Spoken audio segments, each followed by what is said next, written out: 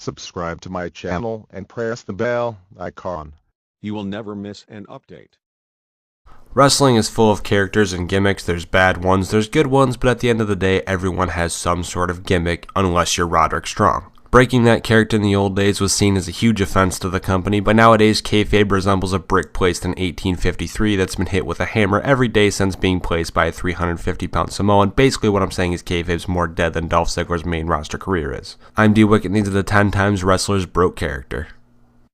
Number 10, Mankind picks up Rock's glasses. Aw, isn't this adorable? Mick Foley and The Rock are the best of friends, so it's only natural that when The Rock bent over to have his glasses fly off his face, Mrs. Foley's baby boy, after much hesitation no less, went after the pair of shades for The Rock. The segment was a genuinely funny moment, took almost no effort but picking up the glasses and a few lines of improv to take what was a botch and make it one of the greatest little moments of all wrestling.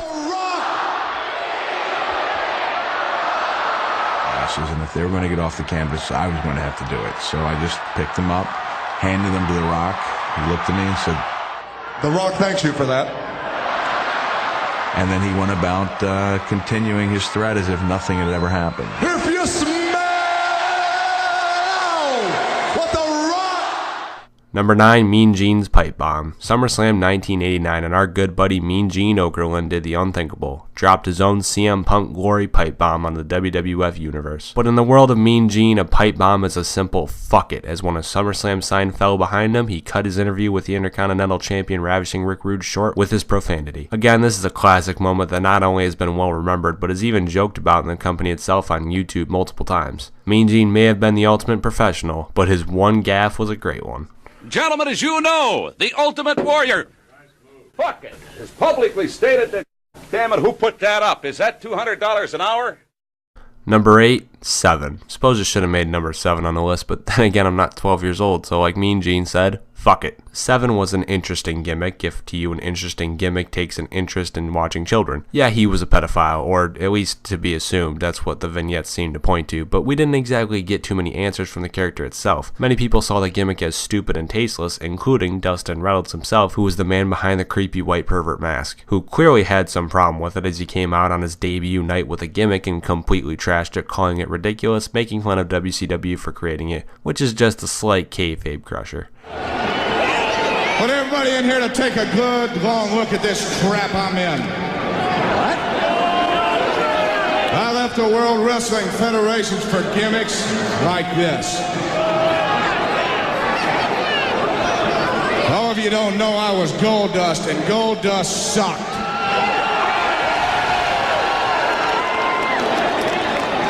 Goldust nearly ruined my wrestling career. You see, I wanted to come back to WCW because this is home for me, and I wanted to be just me, because that's what I can do, just be me. But the powers that be came to me and they said, Dustin, you know, Dustin sucks. Dustin is boring. So I stand before you, and oh, my new name is 7, by the way, so they've dressed me up like Uncle Fester to play trick or treat all year long.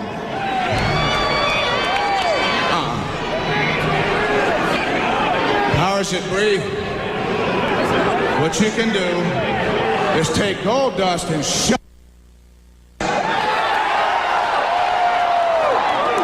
You can take this silly looking thing 7 and shove it up your ass, and you both can kiss.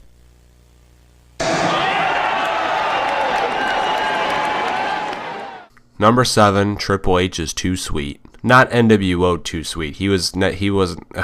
Fuck it. The front row is usually reserved for the hardcore fans, as who else really cares that much about touching maybe 2 wrestlers? Well, sometimes in the front row you'll find yourself a young child. No, not Izzy, annoying little Bailey brat Sasha, you did the right thing making her cry. During a match where John Cena seemed to be getting his ass kicked, Triple H noticed a young boy that was crying. Now, we're not sure if he was crying because of John Cena getting beaten up, or because the kid thought that Triple H was coming over to bury him, but hey, lucky kid ended up getting a hug of consolation to make him feel better, and apparently got some free merch afterwards. If only getting free shit was that easy for adults. Like this video and then click the link at the top of the video description.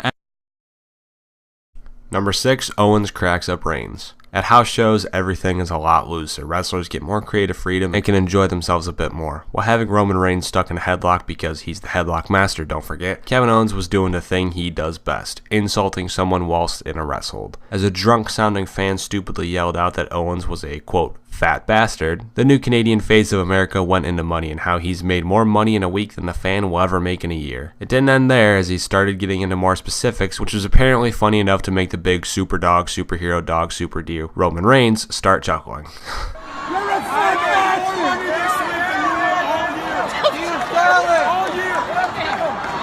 I got $35K just in royalties. And then like 11 or 12 for the room. How much is it? Are you proud of the $27,000?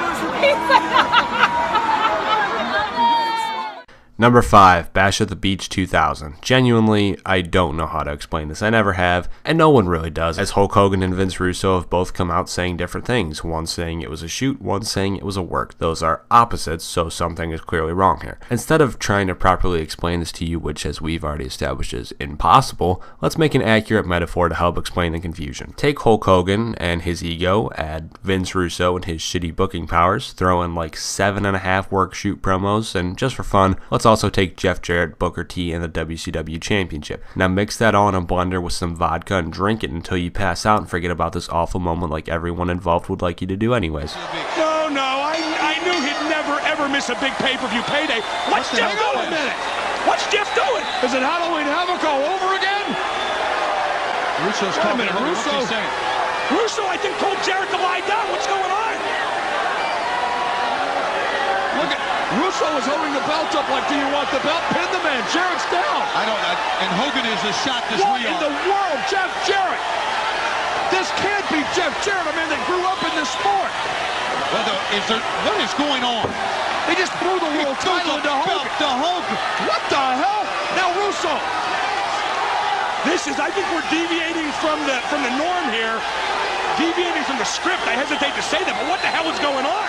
I don't think Hogan had any idea what was going on. Guys, Russo, what a return. Is this your deal, Russo? Wow. That's why this company's in the damn shape it's in, because of bullshit like this.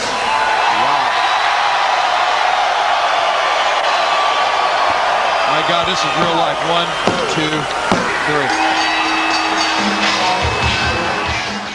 Number 4, Medusa and the women's title. You know how to keep up the prestige and value of a championship? Literally throw it in a trash can. That's what Alundra Blaze did when she jumped ship from WWF to WCW while holding her former company's women's title. She just threw it away like an empty lunch wrapper or You Can't See Me album. What an unfortunate time to be a title belt. That indeed it is. Trash can. And that's what I think of the WWF Women's Championship belt. Number 3, the MSG curtain call. The original broken character,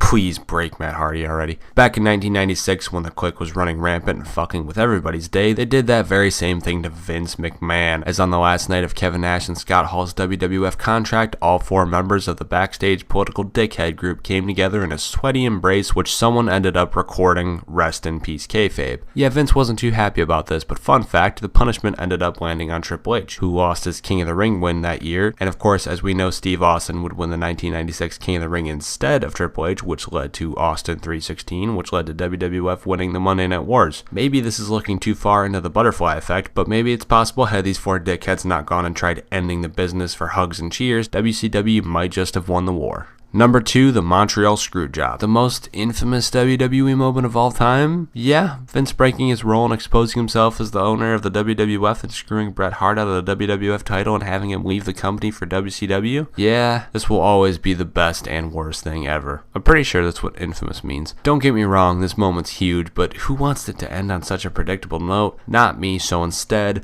Number 1, Booker T's blunder. Well, it's definitely a blunder. In a promo against the Hulkster, Booker T was, let's say, caught up in the Harlem heat of the moment and let his emotions get the better of him. It might be my favorite wrestling moment of all time. It's definitely up there, and if you're a Botchamania fan, which you should be, you've seen it time and time again, and it's always funnier than before. This right here is the face of fear. Despair worry, and a broken character indeed. Booker T, thank you. In the time, we want the gold, sucker. Hulk Hogan, we coming for you, nigga.